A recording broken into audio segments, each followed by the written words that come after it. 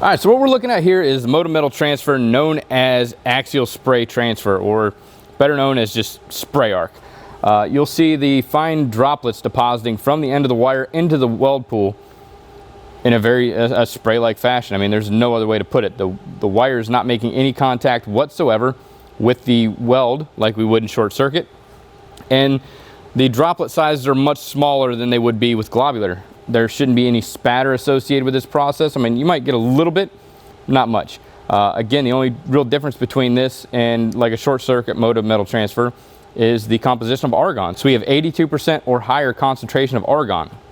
The remaining balance is usually made up of CO2 or a CO2 and a small oxygen mix. So in a previous episode, we've ran spray transfer, we've run short circuit transfer. I've always said we need to have 82% higher or argon to get into a true spray transfer, and the comment section gets a little carried away and whatnot. So we have a lot of people saying you can get into a true spray transfer using 75-25, so we're going to do just that today. I'm running about 478 inches a minute, 27.5 volts, and 40 cubic feet per hour on my tank of 92% argon, 8% CO2. I'm not going to make any adjustments. I'm just going to switch the tank over to 75-25. I'm going to see if we can get into a spray transfer with the same exact settings. If not, we're going to go ahead and tinker around with some wire feed speed and voltage settings to see if we can actually get into a true spray transfer. Now with axial spray, we should have fine droplets coming off the end of the wire. Nothing should be touching the puddle. There shouldn't be any contact made with the wire in the puddle. You shouldn't have that crisp bacon sound. It should be like a nice smooth hiss.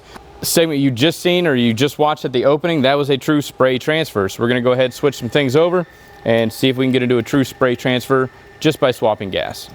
All right, so we went ahead and switched the bottle over to 75-25. I haven't made any adjustments. I literally took it off the 92 and 8 bottle, put it on the 75-25 bottle, so I still have the same cubic flow per hour, same 478 inches a minute on the wire feed speed, 27.5 volts.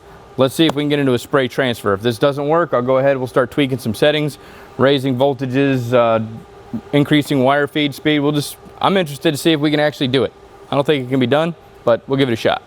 All right, so here, same settings, same everything. I'm getting a lot of weld spatter. Wire's still hitting the puddle. That's where we're getting that crackling sound. Same contact tip to work distance. I'm running about 3/4 of an inch to contact tip to work distance. This is not spraying. Finish this up, we'll make some adjustments.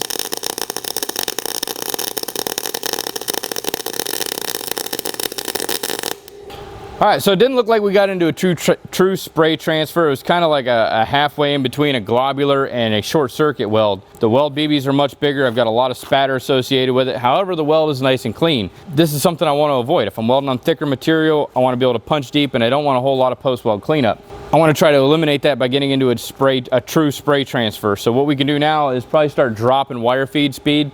The maximum voltage recommended for this 035 wire is 27 volts. Now I don't want to start going out of manufacturer's specifications, so I got to stay within 24 to 27 volts. So right now I'm going to go ahead and start dropping wire feed speed just a little bit, because right now I notice that wire's punching. So I need to kind of decrease that punching effect, bring that wire, calm it down a little bit to where that voltage can take over, get a little bit more arc length, hopefully get us into a spray transfer. So we're just going to use nice even numbers. So I'm at 478 right now. I'm just going to drop it 3 to get us to 475.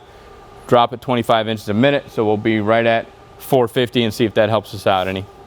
Let's give it a shot, shall we? Same contact tip to work distance, about 3/4 of an inch to 1 inch.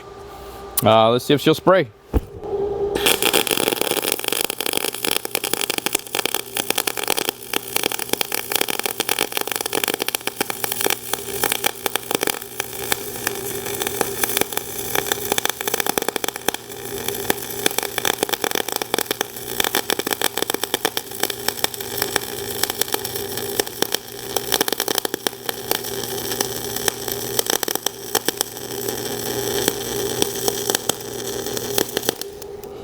All right, so it's getting a little bit better, so the theory's working. I'm gonna try dropping the wire feed speed a little bit because we're not quite there yet.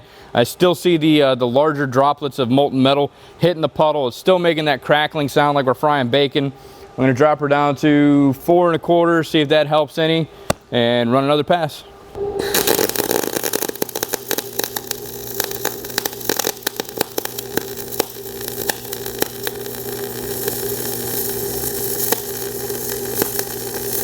It's trying really hard.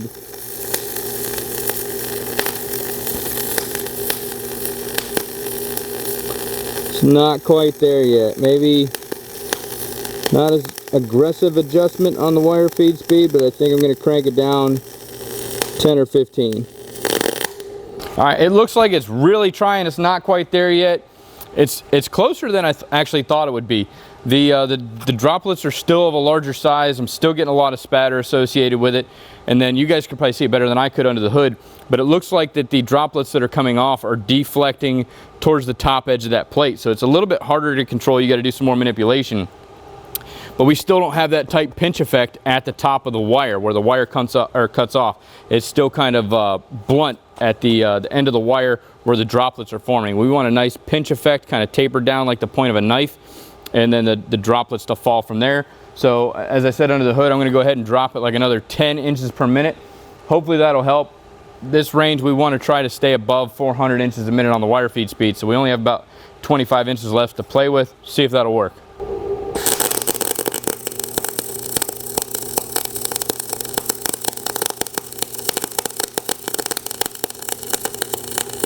Now it looks like we're definitely entering into the realm of globular. Droplets are much larger. Weld spatter seems to be a little bit more prevalent. Travel speed's much slower to try to keep the uniform bead width. Oh, it's trying there. Come on, little fella. You got it. You got it. No, you ain't got it. Alright, so that didn't work. According to Select Arc, the low range of the wire feed speed is 400 inches a minute. We're only 10 inches away from that, so I'm going to drop it down. I'm going to give that one more shot. If that doesn't work, I think we go ahead and put a nail in this coffin because it's dead. We're not going to be able to get into a true spray transfer. But I'm still optimistic. We'll go ahead and drop her down another 10. Let her eat, see how it does.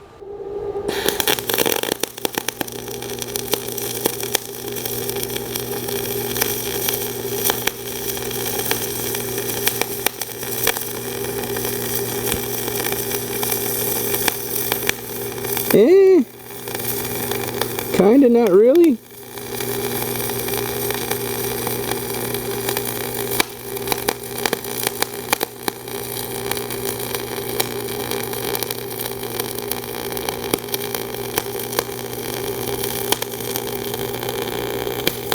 That was still close again, but I mean, not quite.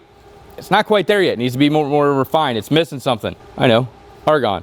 I mean, it was close, but I'm not 100% sold. So, I mean, tell me what you guys think. Let me know in the comment section what you think. Did we get into a true spray transfer? Did we have that pinch-like effect at the top of the wire like we should? Smooth bead transition, no spatter. I mean, some of the benefits. Let me know what you think. I'm definitely going to give 75-25. We're going to give it a participation trophy for giving her all she's got, but still, in my opinion, no. We need to get 82% or higher in the argon composition.